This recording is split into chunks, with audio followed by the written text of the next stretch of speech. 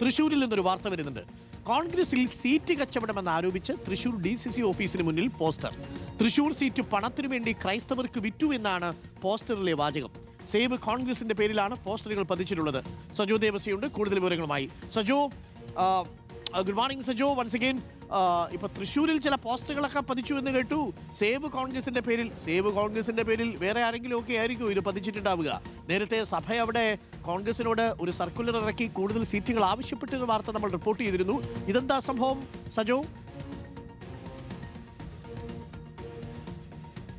Doctor Arunkumar, തൃശ്ശൂരിൽ കാര്യങ്ങൾ ഒരല്പം കുഴപ്പത്തിലാണ്. സേവ് കോൺഗ്രസിന്റെ പേരിലാണ് പോസ്റ്റർ. പക്ഷേ പോസ്റ്ററിലെ പരാമർശങ്ങൾ അല്പം കുഴപ്പം പിടിച്ച പരാമർശങ്ങളൊക്കെയാണ് അതിൽ ഉള്ളത്.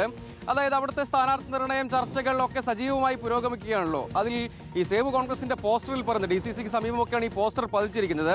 അവിടെ പണം വാങ്ങി സീറ്റ് വിൽക്കുന്നു. അതായത് മേയർ പദവി തന്നെ നേരത്തെ മേയർ പദവി നിശ്ചയിച്ചതുമായി ബന്ധപ്പെട്ട് പല തർക്കങ്ങളും ഉണ്ടായിരുന്നു. അതിൽ പറയുന്നത് പണം വാങ്ങി ക്രൈസ്തവർക്ക് പല പദവികളും മുൻപ്, അത് മേയർ പദവി സൂചിപ്പിച്ചുകൊണ്ടാണ് ആ കാര്യം പറയുന്നത്. സമാനമായ രൂപത്തിൽ പണം വാങ്ങി ക്രൈസ്തവർക്ക് സീറ്റ് വിൽക്കാൻ പോവുകയാണ് നിയമസഭാ തിരഞ്ഞെടുപ്പിലും എന്നതാണ്. അപ്പോൾ തൃശ്ശൂർ DCC അധ്യക്ഷനെതിരെയൊക്കെ ഗുരുതര പരാമർശങ്ങളും മറ്റും ഉൾപ്പെടുത്തിയാണ് ഈ പോസ്റ്റർ പതിച്ചിരിക്കുന്നത്. ആരാണ് പോസ്റ്റർ പതിച്ചതെന്ന് അറിയില്ല. സേവ് കോൺഗ്രസിന്റെ പേരിലാണ് പോസ്റ്റർ. തൃശ്ശൂരിൽ ഈ സ്ഥാനാർത്ഥി നിർണയത്തെ ചൊല്ലി കോൺഗ്രസിൽ കാര്യമായ തർക്കങ്ങൾ നിലനിൽക്കുന്നുണ്ട്. അതിനിടെയാണ് ഈ സ്വഭാവത്തിലുള്ള, നമുക്കറിയാം ഈ നിയമസഭാ തെരഞ്ഞെടുപ്പിന്റെ കാര്യത്തിൽ, പ്രത്യേകിച്ച് കോൺഗ്രസിന്റെ കാര്യത്തിൽ സാമുദായിക സംഘടനകൾ പല ക്ലെയിമും അഭിപ്രായങ്ങളും നിലപാടുകളും സമ്മർദ്ദവും ഒക്കെ മുന്നോട്ട് വയ്ക്കുന്നത് പലപ്പോഴായി കണ്ടു.